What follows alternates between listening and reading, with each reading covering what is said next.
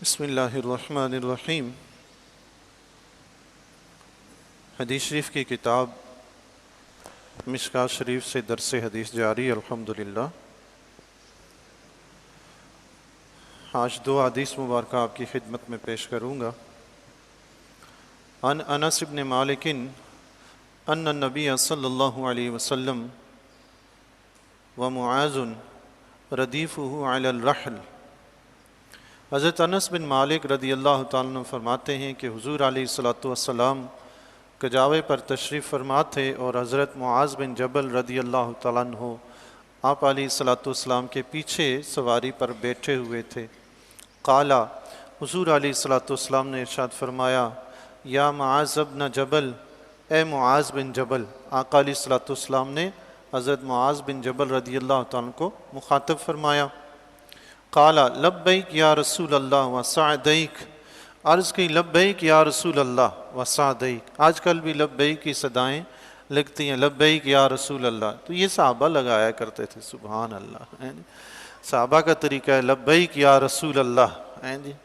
حضرت معاذ بن جبل رضی اللہ تعالیٰ نے عرض کی لبیک یا رسول اللہ وسعدیک۔ مختصر سا اردو ترجمہ یہ ہے کہ یا رسول اللہ، آپ کی خدمت میں یہ غلام حاضر ہے، سبحان اللہ، آپ کی خدمت میں یہ غلام حاضر ہے۔ قال یا معاذ، آقا علیہ السلام نے پھر فرمایا، اے معاذ۔ قال لبیک یا رسول اللہ وسعدیک ثلاثا۔ حضرت معاذ بن جبل رضی اللہ تعالیٰ نے پھر عرض کی لبیک یا رسول اللہ وسعدیک۔ آقا علیہ السلام نے 3 مرتبہ آپ کو مخاطب فرمایا۔ 3 مرتبہ مخاطب کرنے کا مقصد یہ تھا کہ توجہ اچھی طرح اس طرف مائل ہو جائے اور بات سننے کا شوق پیدا ہو جائے کہ حضور علیہ السلام بار بار یاد فرما رہے ہیں، یقیناً کوئی خاص بات فرمانا چاہتے ہیں۔ قالا، آقا علیہ السلام نے فرمایا، کتنی بڑی خوشخبری ہے، سنیے اور اللہ کا شکر ادا کیجئے کہ اس نے ایمان کی دولت سے نوازا ہے۔ آقا علیہ السلام نے فرمایا، ما من احد یشہد اللہ الہ الا اللہ وان محمد رسول اللہ صدقا من قلبہ الا حرمہ اللہ علی النار۔ فرمایا، اے معاذ، جو شخص بھی گواہی دیتا ہے کہ اللہ کے سوا کوئی معبود نہیں اور محمد صلی اللہ علیہ وسلم اللہ کے رسول ہیں، سچے دل سے یہ گواہی دیتا ہے، اللہ تعالیٰ اس پر جہنم کی آگ حرام فرما دیتا ہے۔ سبحان اللہ، سبحان۔ کون گواہی نہیں دیتا جی ہم میں سے؟ اللہ اللہ، سبحان اللہ۔ ہر شخص جو بھی پڑھتا ہے لا الہ الا اللہ محمد رسول اللہ، وہ یہی تو گواہی دیتا ہے۔ آقا علیہ السلام نے فرمایا، اللہ تعالیٰ ایسے شخص پر جہنم کی آگ کو حرام فرما دے گا۔ سبحان اللہ، سبحان اللہ۔ جس نے بھی یہ گواہی دی صدق کے دل سے، سچے دل سے۔ ایک انسان ایسا ہے جو دل میں بھی اللہ کو وحدہ لا شریک مانتا ہے، حضور علیہ السلام کو اللہ کا آخری نبی مانتا ہے اور زبان سے اس کا اقرار بھی کرتا ہے، یہ شخص ہے پکا مومن۔ ایک شخص وہ ہے جو دل سے نہیں مانتا لیکن زبان سے اقرار کرتا ہے، یہ شخص ہے منافق جو کافروں سے بھی بدتر ہے۔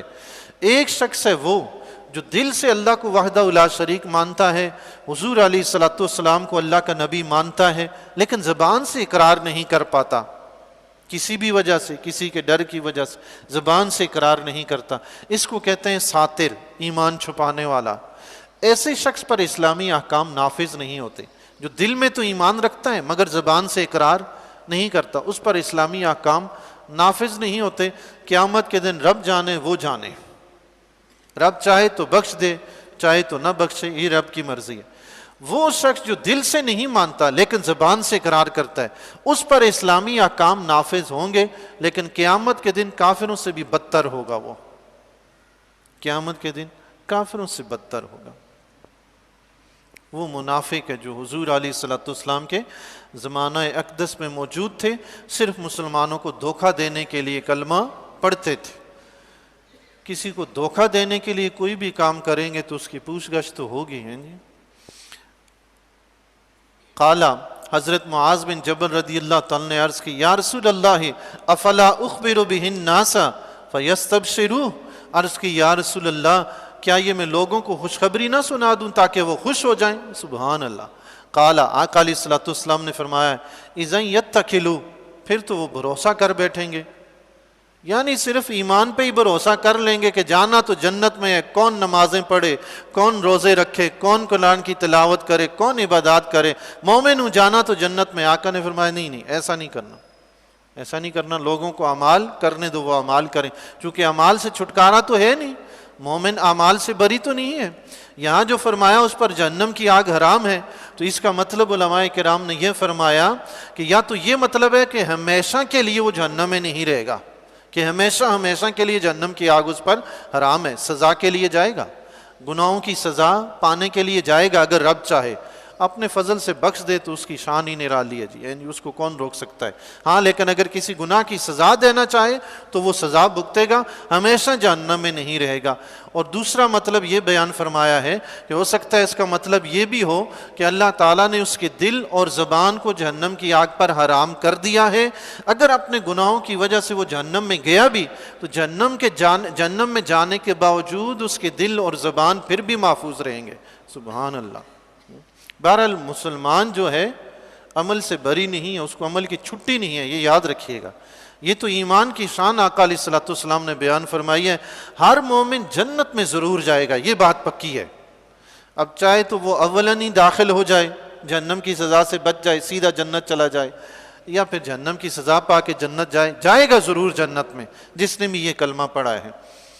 وَأَخْبَرَ بِهَا مُعَاذٌ عِنْدَ مَوْتِهِ تَأَسُّمًا، حضرت معاذ بن جبل رضی اللہ تعالیٰ نے جب وصال فرما رہے تھے اس وقت آپ نے یہ حدیث صحابہ کے سامنے بیان فرمائی، گناہ سے بچتے ہوئے۔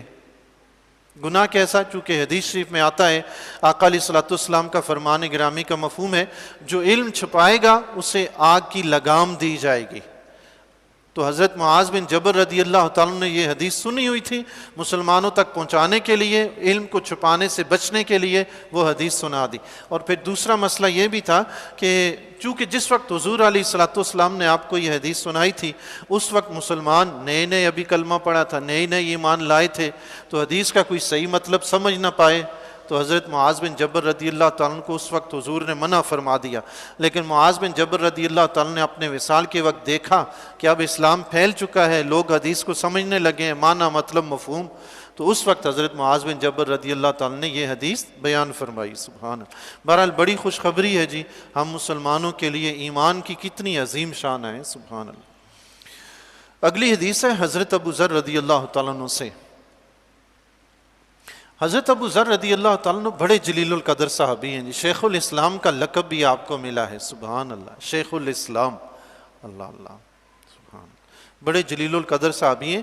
آپ کا نام ہے جندب بن جنادہ، آپ کی کنیت ہے ابو ذر، ابو ذر رضی اللہ تعالیٰ عنہ۔ قبیلہ بنی غفار سے آپ کا تعلق ہے، اسلام لانے میں آپ کا نمبر 5واں ہے۔ سبحان اللہ۔ آپ مکہ کے رہنے والے نہیں ہیں، حضور علیہ الصلوۃ والسلام نے اسلام کا آغاز مکہ سے فرمایا، اس کے باوجود آپ نے ایمان قبول کرنے میں اتنی جلدی کی کہ 5واں نمبر پا لیا۔ سبحان اللہ۔ آپ سے پہلے صرف 4 افراد ایمان لائے تھے۔ سبحان اللہ، کیا بات۔ آپ کے ایمان لانے کا واقعہ سبحان اللہ بڑا ہی خوبصورت ہے۔ حضرت ابو ذر رضی اللہ تعالیٰ عنہ وہ ہستی ہیں کہ جن کا قبیلہ راہزنی کا پیشہ کیا کرتا تھا۔ آپ کا قبیلہ راہزن تھا، ڈکیت تھا آپ کا قبیلہ، لیکن آپ نے ابتدائی عمر میں اس پیشے سے توبہ کی۔ اسلام لانے سے پہلے ہی اللہ کو وحدہ لا شریک مانتے تھے۔ سبحان اللہ۔ اللہ کی وحدانیت اس وقت بھی موجود تھی۔ حضرت ابو ذر رضی اللہ تعالیٰ نے کبھی کسی بت کو سجدہ نہیں کیا، بت کو سجدہ کرنا تو دور کی بات، آپ نے اللہ کے سوا کبھی کسی کو خدا ہی نہیں مانا۔ سبحان اللہ، یہ آپ کی شان ہے۔ اللہ اللہ۔ تو حضرت ابو ذر رضی اللہ تعالیٰ عنہ آپ کے بارے میں آتا ہے کہ کسی نے آپ کو بتایا، جب حضور علیہ الصلوۃ والسلام نے اسلام کی دعوت شروع کی نا، کسی نے آپ کو بتایا کہ ابو ذر، جو باتیں آپ کرتے ہیں ویسی ہی باتیں کرنے والا ایک مکہ میں پیدا ہوا ہے، اور وہ نبوت کا اعلان بھی کرتے ہیں۔ سبحان اللہ، کیسی بات ہے، یعنی اللہ کے وحدہ لا شریک ہونے کی بات۔ حضرت ابو ذر رضی اللہ تعالیٰ عنہ اللہ کو صرف وحدہ لا شریک ہی نہیں مانتے تھے، بلکہ آپ سے جیسے بن پڑتا تھا نماز بھی پڑھا کرتے تھے۔ سبحان اللہ۔ آپ خود فرماتے ہیں میں اسلام لانے سے 3 سال پہلے بھی عبادت کیا کرتا تھا۔ سبحان اللہ، 3 سال بعد ایمان لائے. بعد میں حضور علیہ الصلوۃ والسلام کی خبر پتہ چلی. جب آپ کو پتہ چلی تو آپ نے اپنے بھائی کو مکہ المکرمہ میں حضور علیہ الصلوۃ والسلام کی خدمت میں بھیجا. وہ جب واپس گئے تو انہوں نے جا کے حضرت ابو ذر رضی اللہ تعالیٰ سے فرمایا کہ وہ جو ہیں جنہوں نے نبوت کا اعلان کیا ہے وہ نیکی کی دعوت دیتے ہیں اور برائی سے روکتے ہیں. بس اتنی ہی بات انہوں نے کی. فرماتے ہیں مجھے کوئی تشفی نہ ہوئی، پھر خود ہی رخت سفر باندھا اور مکہ کی طرف چل پڑے. مکہ میں آئے، چونکہ اسلام اس وقت پوشیدہ تھا، ابتدائی دور تھا، تو آپ نے کسی سے ذکر کرنا مصلحت کے خلاف سمجھا. آپ نے کوئی بات کسی سے نہ کی. خانہ کعبہ کے پاس آب زمزم کے پاس جا کر بیٹھ گئے. حضرت علی رضی اللہ تعالیٰ کا گزر ہوا، دیکھا کہ کوئی مسافر نظر آتا ہے اور کافی دیر سے بیٹھا ہوا ہے. اسی آب زمزم پہ آپ نے بسر اوقات شروع کر دی. غالباً 1 دن 2 دن یا 3 دن وہیں بیٹھے رہے. حضرت علی رضی اللہ تعالیٰ نے دیکھا تو آپ نے فرمایا کہ آپ کون ہو؟ انہوں نے عرض کی کہ حضرت ابو ذر رضی اللہ تعالیٰ نے. مسافر ہوں. حضرت علی رضی اللہ تعالیٰ نے فرمایا کہ آپ کا کوئی ٹھکانہ نہیں یہاں پہ؟ انہوں نے کہا میرا کوئی ٹھکانہ نہیں. فرمایا میرے ساتھ چلو. حضرت علی رضی اللہ تعالیٰ کے ساتھ چلے گئے. رات وہاں گزاری. فرماتے ہیں صبح پھر میں اٹھا کے پتہ تو کروں جس مقصد کے لیے آیا ہوں اس مقصد کو تو حاصل کروں. پھر میں خانہ کعبہ میں چلا گیا کہ کسی طرح مجھے کچھ پتہ چلے. میں وہیں جا کر بیٹھ گیا.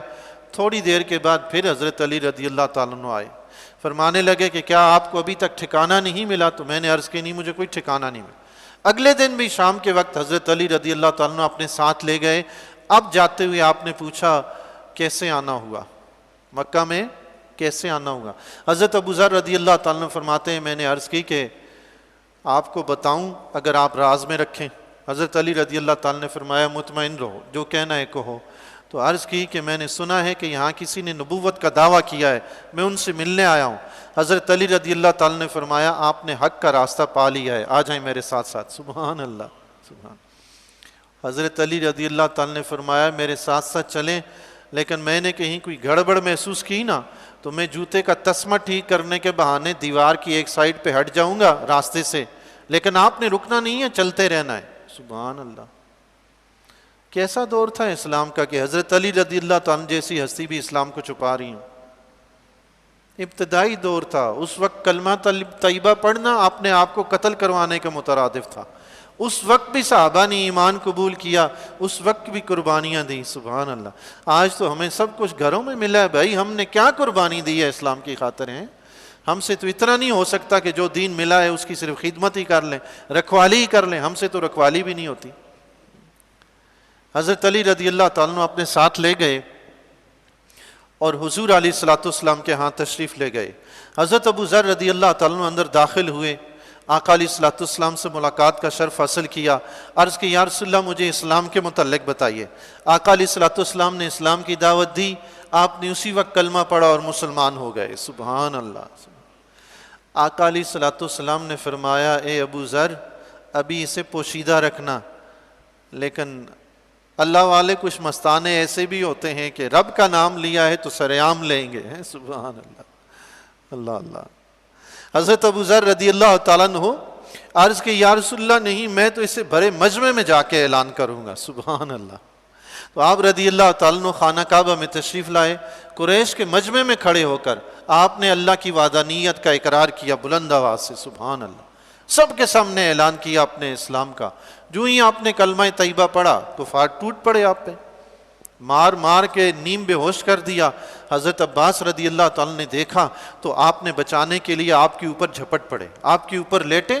حضرت ابو ذر رضی اللہ تعالیٰ کو بچایا اور فرمانے لگے اے اہل مکہ تم جانتے ہو کہ یہ کون ہے؟ یہ قبیلہ بنی غفار سے تعلق رکھتے ہیں اور تمہاری تجارت کی گزرگاہ انہی کے علاقے سے ہو کر گزرتی ہے. تم انہیں اگر مار ڈالو گے، انہیں تکلیف پہنچاؤ گے، تمہاری تجارت کا راستہ بند ہو جائے گا. تب جا کر اہل مکہ پیچھے ہٹے. یاد رکھیے دنیا دار اپنے مفاد کی خاطر ظلم چھوڑتا ہے، دیندار اللہ کی خاطر ظلم چھوڑتا ہے. یہ فرق ہے دنیا دار اور دیندار میں. دیندار جو بھی کام کرتا ہے اللہ کے لیے کرتا ہے. دنیا دار جو بھی کرتا ہے اچھا کرے گا یا برا وہ صرف اور صرف اپنے لیے کرتا ہے، اس کا اور کوئی مقصد نہیں ہوتا. تو حضرت ابو ذر رضی اللہ تعالیٰ عنہ کو حضور علیہ الصلوۃ والسلام نے واپس اپنے قبیلہ میں بھیج دیا۔ غزوہ خندق کے بعد مدینہ المنورہ میں حضور علیہ الصلوۃ والسلام کی خدمت میں حاضر ہوئے، اور پھر اس کے بعد تمام غزوات وغیرہ میں آپ نے شرکت کی، اور حضور علیہ الصلوۃ والسلام کے وصال کے بعد ربضہ میں تشریف لے گئے، وہیں آپ نے قیام رکھا۔ حضرت عثمان غنی رضی اللہ تعالیٰ کے زمانہ اقدس میں 32 ہجری میں آپ کا وصال مبارک ہوا ہے۔ آپ مال جمع کرنے سے بہت نفرت کیا کرتے تھے، 1 روپیہ 1 درہم بھی گھر میں نہیں رکھنے دیتے تھے۔ یہ حضرت ابو ذر رضی اللہ تعالیٰ، سبحان اللہ، بہت بڑے عابد اور زاہد صحابی تھے، سبحان اللہ۔ حدیث نقل فرماتے ہیں قال اتیت النبی صلی اللہ علیہ وسلم، فرماتے ہیں میں حضور علیہ الصلوۃ والسلام کی بارگاہ میں حاضر ہوا، وعلیہ ثوب ابیض، اور آپ علیہ الصلوۃ والسلام کے اوپر سفید کپڑا تھا، سبحان اللہ، وہو نائم، اور آقا علیہ الصلوۃ والسلام سو رہے تھے۔ ثم اتیتہ، سو رہے تھے تو آپ واپس تشریف لے گئے۔ ثم اتیتہ، کچھ دیر کے بعد میں پھر آپ علیہ الصلوۃ والسلام کی بارگاہ میں حاضر ہوا، وقد استيقظ، حضور علیہ الصلوۃ والسلام بیدار ہو چکے تھے۔ فقال، آقا علیہ الصلوۃ والسلام نے فرمایا، ما من عبد قال لا الہ الا اللہ، فرمایا جو کوئی بندہ لا الہ الا اللہ کہے، یعنی کلمہ طیبہ پڑھے اور اسلام کے سارے احکام کو مان لے، ثم مات علی ذالک، پھر اسی عقیدے پر اس کی موت آ جائے، اسی عقیدہ توحید پر، اسلامی عقیدے پر اس کی موت آ جائے، الا دخل الجنہ، وہ ضرور جنت میں داخل ہوگا، سبحان اللہ، سبحان اللہ۔ یا تو پہلے داخل ہو جائے گا، یا پھر اگر گناہگار ہے تو جہنم کی سزا پانے کے بعد جنت میں جائے گا۔ قلت، حضرت ابو ذر رضی اللہ تعالیٰ نے بڑا زبردست سوال کر ڈالا، عرض کی، وَإِن زَنَا وَإِن سَارَقَ، یا رسول اللہ اگرچہ وہ زنا کرے، بدکاری کرے اور چوری کرے پھر بھی جنت میں داخل ہوگا؟ قال، آقا علیہ الصلوۃ والسلام نے فرمایا، وَإِن زَنَا وَإِن سَارَقَ، اگرچہ وہ بدکاری کرے، اگرچہ وہ چوری کرے، اللہ اللہ، پھر بھی جنت میں جائے گا، اللہ اللہ۔ یعنی وہ گناہ کو گناہ سمجھے، اس کو حرام سمجھے، حلال نہ سمجھے، اور گناہ کر کے اپنے آپ کو گناہ گار سمجھے، نیکوکار نہ سمجھے، ایسا شخص تو جنت میں جائے گا جس سے گناہ ہو گیا ہے۔ اب رب کی مرضی ہے کہ اس کو گناہوں کی سزا دے کر بھیجے یا اپنے فضل سے معاف فرما کے بھیج دے، یہ رب کی مرضی ہے، کسی کو پتہ نہیں ہے ہونا کیا ہے۔ حضرت ابو ذر رضی اللہ تعالیٰ عنہ تھوڑے سے متعجب ہوئے۔ قلت وَإِن زَنَا وَإِن سَرَقَ، دوسری مرتبہ پھر عرض کی، اگرچہ وہ بدکاری کرے اور چوری کرے، قال وَإِن زَنَا وَإِن سَرَقَ، حضور علیہ الصلوۃ والسلام نے پھر فرمایا، اگرچہ وہ بدکاری کرے، اگرچہ وہ چوری کرے۔ اس کا یہ مطلب ہرگز نہیں ہے کہ بندہ نیکیاں چھوڑ کر گناہوں میں مصروف ہو جائے اور عقیدہ یہ رکھ لے کہ مجھے لازمی بخشا جائے گا۔ بخشا تو جائے گا، لیکن اس وقت جب رب چاہے گا، اب رب کی چاہت کی مرضی ہے، یا وہ سزا دے کے معاف کرے یا مفت میں معاف کر دے، رب کی مرضی ہے، کسی کو پتہ نہیں۔ چونکہ چوری کی سزا، بدکاری کی سزا، قتل کی سزا، دیگر کئی گناہوں کی، نماز نہ پڑھنے کی سزا احادیث مبارکہ میں ذکر ہے۔ یہ صرف اسلام کی اہمیت، ایمان کی اہمیت کو بیان کیا جا رہا ہے، جس کے پاس ایمان ہے وہ جنت میں ضرور جائے گا، یہ بات ہے صرف اتنی۔ تیسری مرتبہ پھر حضرت ابو ذر رضی اللہ تعالیٰ نے عرض کی، قلت وَإِن زَنَا وَإِن سَرَقَ، اگرچہ وہ بدکاری کرے، اگرچہ چوری کرے، قال، حضور علیہ الصلوۃ والسلام نے فرمایا، وَإِن زَنَا وَإِن سَرَقَ، اگرچہ وہ بدکاری کرے، اگرچہ چوری کرے، علی رغم انف ابی ذر، اور ابو ذر کی ناک خاک آلود ہو جائے۔ ابو ذر جتنا بھی ناپسند کرے، بات یہی ہے کہ اہل ایمان جنت میں ضرور جائے گا، سبحان اللہ، اللہ اللہ۔ یہ راغمہ رغام سے بنا ہے، مٹی اور خاک اس کا مطلب ہے۔ آل عرب اگر کسی چیز کو ناپسند کرتے تو اپنی ناک زمین پر رگڑتے تھے۔ حضور علیہ الصلوۃ والسلام نے فرمایا، اگرچہ ابو ذر کی ناک خاک آلود ہو جائے، مگر حکم پھر بھی یہی ہے کہ جس نے بھی کلمہ طیبہ پڑھا ہے وہ جنت میں ضرور جائے گا، ہے سبحان اللہ۔ حضرت ابو ذر رضی اللہ تعالیٰ کا عشق رسول دیکھیں، آقا علیہ الصلوۃ والسلام نے فرمایا نا، علی رغم انف ابی ذر، ابو ذر کی ناک خاک آلود ہو جائے، حکم پھر بھی یہی ہے۔ تو حضرت ابو ذر رضی اللہ تعالیٰ عنہ جب بھی حدیث بیان کرتے نا، اذا حدث بہذا، یہ حدیث جب بھی بیان کرتے، قال وَإِن رَغِمَ أَنْفُ أَبِي ذَرٍ، ساتھ فرمایا کرتے تھے اگرچہ ابو ذر کی ناک خاک آلود ہو جائے، سبحان اللہ۔ کیوں؟ کہ آقا علیہ الصلوۃ والسلام نے فرمایا یہ حدیث کا جز ہے. سبحان اللہ. اگرچہ بات میرے ہی خلاف ہے لیکن فرمایا میرے نبی نے ہے. سبحان اللہ. اور یہ بھی ہو سکتا ہے کہ حضرت ابو ذر رضی اللہ تعالیٰ عنہ کو لذت محسوس ہوتی ہو کہ آقا علیہ الصلوۃ والسلام نے میرا نام لے کے یہ فرمایا. سبحان اللہ سبحان اللہ. اس لیے وہ حدیث میں بار بار یہ لفظ ذکر فرمایا کرتے تھے. یہ ایمان ہم مشکات شریف سے کتاب الایمان کی احادیث پڑھ رہے ہیں تو اس لیے بار بار احادیث میں مختلف طریقے سے ایمان کا ہی ذکر ہو رہا ہے، اس کی شان کا ہی ذکر ہو رہا ہے.